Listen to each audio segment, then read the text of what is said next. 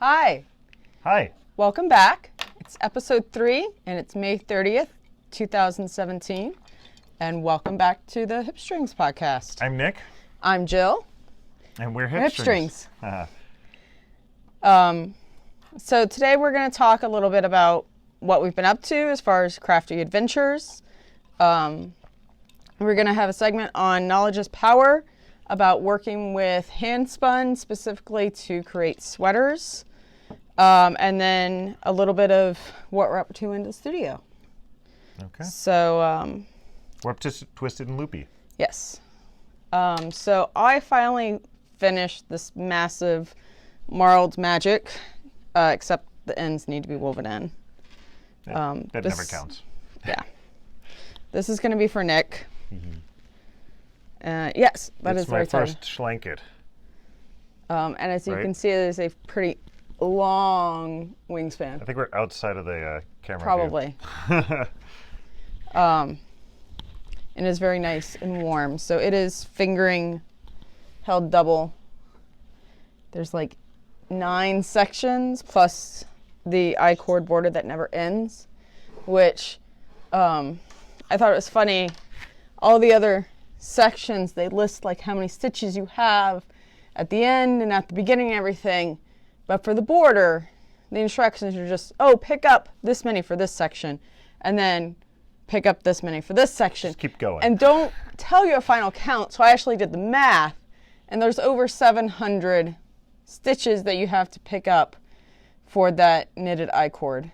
How'd you end up doing that? 'Cause What? That doesn't fit on one cable. I think at one point there were 3 circular needles involved, and it was messy, and there were drop stitches everywhere, and I need to invest in more end stoppers for my interchangeables. And I really like this from receiving it standpoint, because obviously I didn't do the pattern, but it's an endless maze of new patterns and colors to look through. I mean, for example, there's a very, very open section right here that I had no clue existed. And it hasn't even been blocked yet. Yeah, it just looks really cool. Yeah. And I'm gonna take it off because it's way too warm. It'll be great for when we're doing the podcasts in the winter. Yes. Also excellent for stash busting. I got rid of an entire popcorn tin of fingering weight odds and ends. So that's that. Very cool. You didn't say who made the pattern. You said the name It's of the Stephen pattern. West. There you go. So And it's his Marled Magic mystery knit along from this spring. that can explain a little bit of how it looks. Yeah. But And it's I think beautiful. it's pretty awesome. It's beautiful. Maybe he'll compliment you on this one too. Yeah, if he comes back to Rhinebeck this fall. Yeah. Well, he'll compliment you because you'll be the one wearing it. True. And so I've been working on some little spinning projects. The first one I want to show off is making some samples for our shop, actually. I talked about how guys can spin the unicorn and not just the Russian unicorn. So I started off with doing the Soulmate, which is the latest entry to the unicorn party. And so far it's just singles where I still need to ply it. But the Soulmate I spun from the fold, so it ends up with much greater color separation. On the flip side, I did Unicorn Dance Party, where you see how I worked party in there twice. This one I spun from the tip. And so it's a much more color blending, but you also get large sections of mainly silk and things like that. One of the things I fell in love with Dance Party because it has this really cool tricolor sparkle to it. So every now and then you get this section of green, blue, and light red sparkle that comes out and just made me feel giddy each time I got to that point. And then outside of the unicorns, I did some of our new pressed flowers. This was actually my first flex spin, and It's not your first. it's not. I thought it was. No, you did a Polar Tussa Flax blend. Did I? Yes, the Hidden Valley. Apparently, it was not That as you- remarkable as this one because it didn't stick out in my. It was mind. from first episode you showed off. Oh the right, finished game. that had flax in it. Yes. Not as much as this though. Same amount. Really? Yes. Okay, I don't know what I'm talking about, obviously. But Okay, my second flax spin, the first one that stuck out of my mind, and it worked out pretty well. I like it. It's a fairly even tone. You can check out on our website what the raw fiber looks like. We probably should have that next time so we can do some sort of comparisons.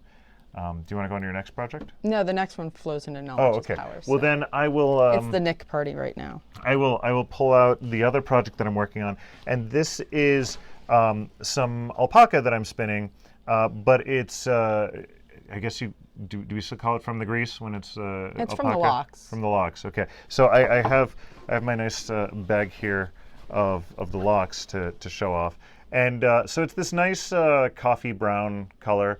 And it's just super soft, and they're I don't know. I sort of fell in love with the color, and when I saw it immediately, I thought I need to make a poncho out of this, and it'll be a woven poncho. So I'm just spinning up singles, and then I'm going to weave from the singles, and it's even though it's been washed, I spin for I sit down for a spin session, and then I look at my lap, and it's just covered in plant matter and various bits of stuff.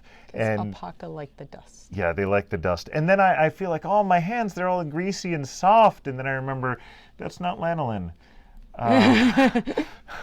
So I don't know how to feel about that, but it's a thing. Something to expect if you're spinning from, From the locks. unless you get bedroom fleece. But it's nice. It's actually really nice. I haven't gotten any weird diseases yet, and it does make my hands feel nice and soft. So I've been enjoying it. And with how much I've got, about half of that bag done. I've got a whole other bag full of it. So I don't know how long that's going to take me. I might be talking about this for the next couple of months. So what I'm knitting on currently is a little sweater, body of sweater. For Chris, out of our Bowie DK. Chris is our littlest. He's Yes. 2 years old. That's why it's such a small so- sweater. So there's a plan for a family's worth of Bowie DK sweaters for Rhinebeck this year. Yeah, especially if nobody buys it. Don't say that. They'll buy it. And so this is a pattern from the Heart on My Sleeve collection that was put together by, I think, Tin Can Knits and a whole bunch of other wonderful designers. And the proceeds go to buying malaria nets, so it's for a good cause. But the best thing about it is that it's like 7 or 8 different sweater patterns sized from infants to adults. Pretty unisex styles, all to the same gauge, so all 5 stitches to the inch, which is exactly where Bowie DK likes to live. How convenient. Very convenient. And so actually I knit the sleeves as my gauge swatch, and now I'm knitting the body, and they're all bottom up sweaters, and they basically all follow the same pattern until you get to the yoke. So I'm not actually decided on what I'm going to do with this yet. There's some really cool color work patterns for the yolks and stuff, and we're trying to decide if the entire family will have the same sweater pattern with different color work, or every one of us have a different pattern. yeah. But getting started on the littlest one so I don't get discouraged. And so talking about sweaters, so I just finished my combo spin. Oh, it's my version of the combo spin. So I got 4 huge hanks here. They still need to get washed. This is the littlest. These were all plied on a Magicraft jumbo bobbin, and I think they're about 360 yards, probably about a piece, something like that. So you might want to explain what a combo spin is. So a combo spin, basically I took about 24 ounces worth of fiber, because I know that that's usually enough for me to spin at my default to make either Nick or myself a sweater. Because we're basically the same size. He just has a longer torso and arms, which is convenient. And so I broke it into strips of about a foot in length and tossed it all into a duffel bag and then pulled out whatever I wanted to spin. As I was spinning, trying to alternate between the two different wool types that were in the fiber. So there's some Falkland blends in here, and then there's some Rambouillet. So it's about half Falkland, half Rambouillet. And I did a 3-ply instead of a 2-ply because I really like how a 3-ply sweater wears. And also my default spinning for a 3-ply ends up being about a worsted or a DK or maybe Aran, depending on the wool. So I'll see what this turns out once I've washed it. But that is finally done.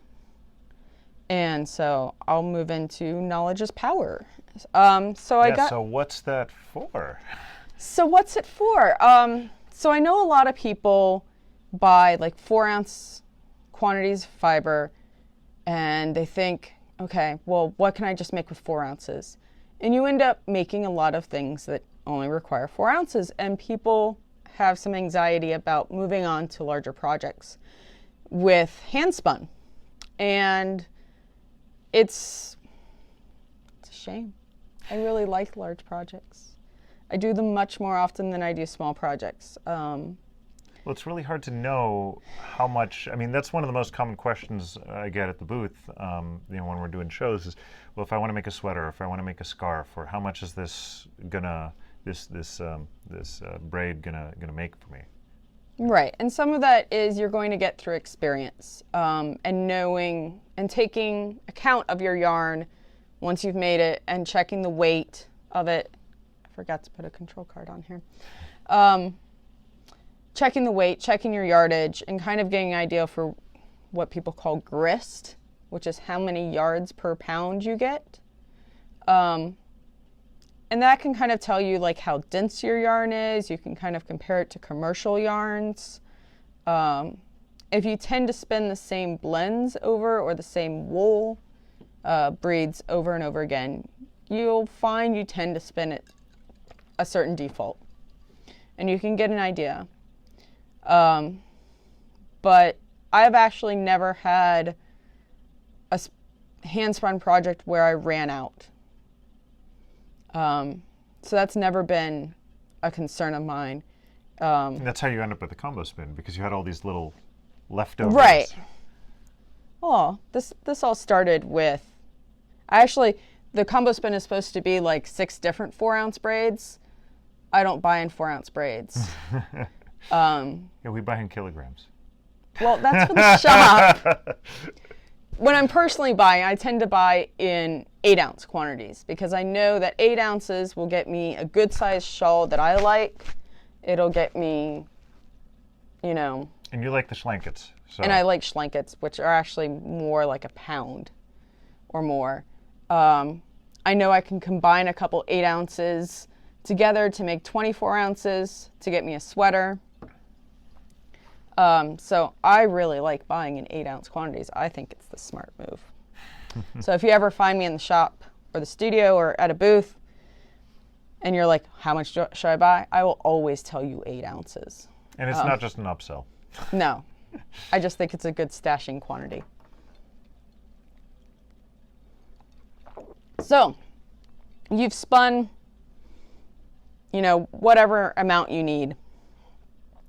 I tend to do simpler sweaters, usually stockinette, maybe a little bit of texture. So I kind of can get an idea of how much yardage I need. Step behind you for a second. And then what I have found is the greatest books for a hand spinner for doing your own sweaters and stuff are the Ann Budd books. So Ann Budd has books. This is the Knitter's Handybook of Patterns. And what is great is these are very basic patterns, but you get them in multiple sizes and gauges. So you get from baby to adult for a hat, for mittens, for gloves, for some basic sweaters, and for 4 stitches to the inch, 5, 6, 7, 8, 9 stitches to the inch.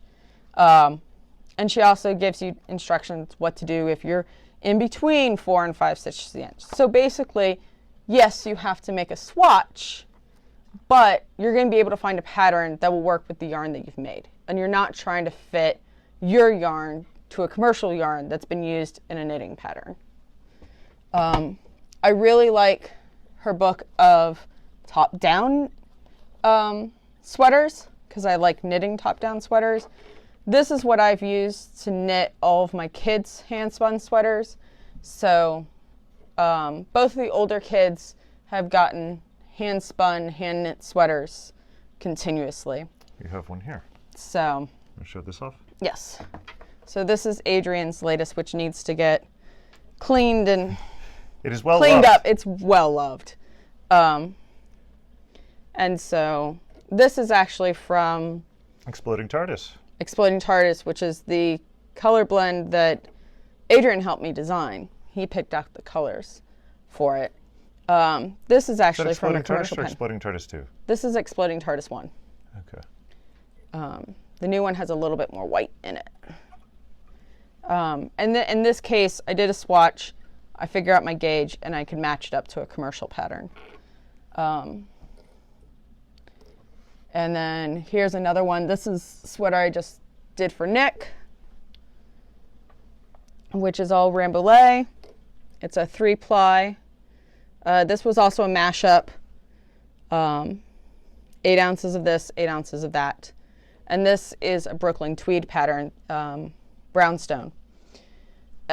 I will say, if you're knitting with hand spun with a commercial pattern,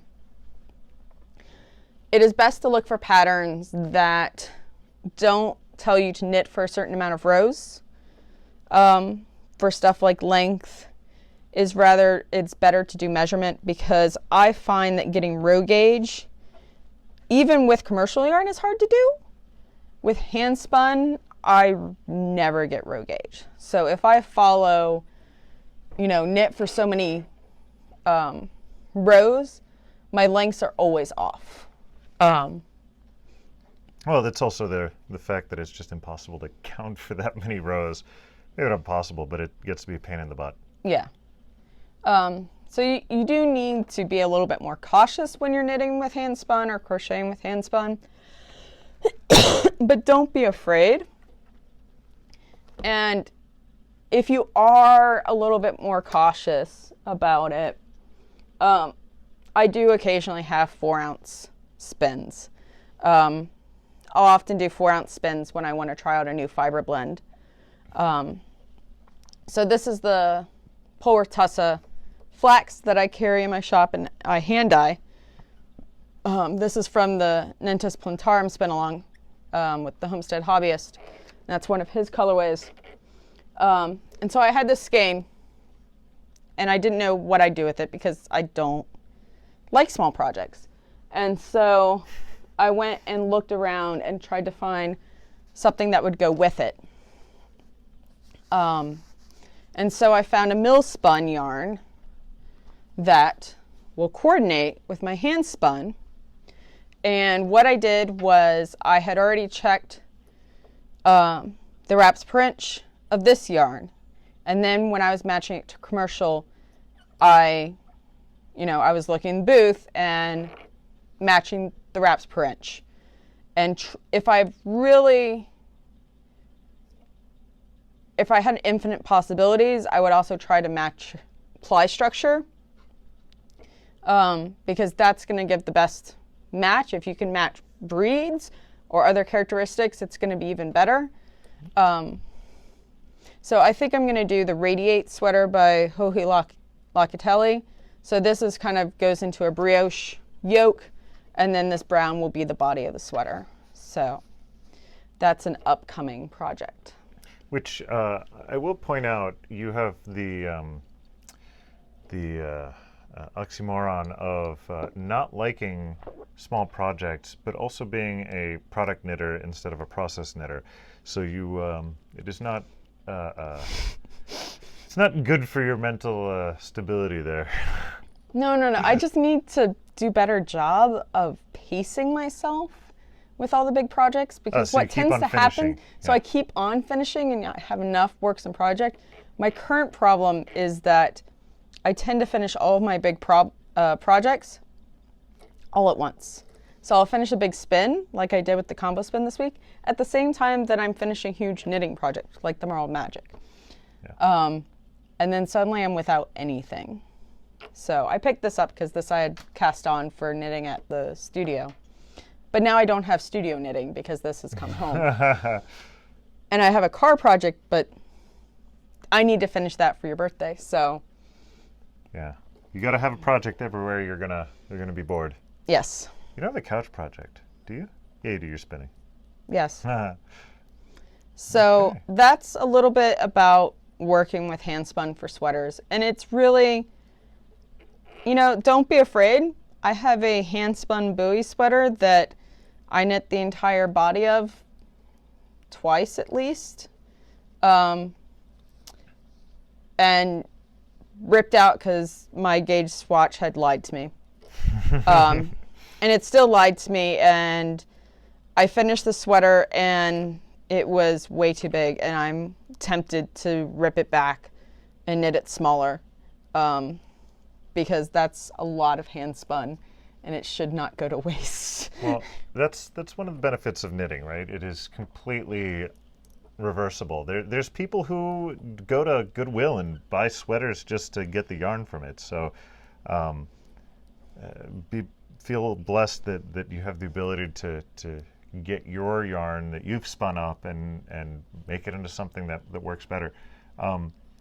Anyways, we're doing this for the enjoyment of the journey, right? So unless you're a product knitter, Yeah. at which point, sorry. It's okay. I'll live. So yes, feel free to ask us questions in the Ravelry group.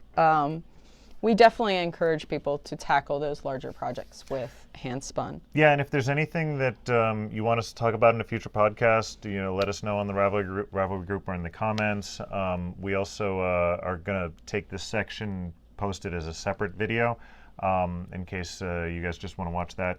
I gotta post my default introduction video. I gotta say, I absolutely hate YouTube videos where you go and you want to learn how to do something and they start off with, "Hey guys, it's me again. I'm sorry, but it's been a couple of weeks. I've been very busy," and you go through all this whole thing where you're waiting for 2-3 minutes to get to the instruction. And then, okay, well, we all know this happens, so we fast forward in the video, at which point you're in the middle of the instruction. Or you've completely missed it because it's really just a small segment of a 5-minute video. So I've decided the way to bypass that is we will make just a default introduction video, where if you're feeling that you're craving that sort of interaction with us, you just play that before any of our other videos. And then we'll take those other videos and just go straight to the meat. Okay. Or the vegetables if you're vegetarian. So in the studio. In the studio. We're in the midst of a big spring cleaning sale. Because, well, I get temperamental. And it's past Memorial Day. It can't be a Memorial Day sale anymore. Right. So it's spring cleaning. It's spring cleaning. Is it still spring? Yes, it's still spring. Doesn't feel like it. It still is. Okay. So I need to make room in the studio so I can bring in some new stuff because I want to make new stuff. And so I am letting things go that have overstayed their welcome, or just don't excite me anymore. Not necessarily forever. Not necessarily forever. Some will come back in the fall. You never know what. But there's lots of, I think there's still some luxuries left. People have really been taking care of the luxury fiber that's been on sale. There are some flax blends, which we cannot sing the praises of flax blends well enough.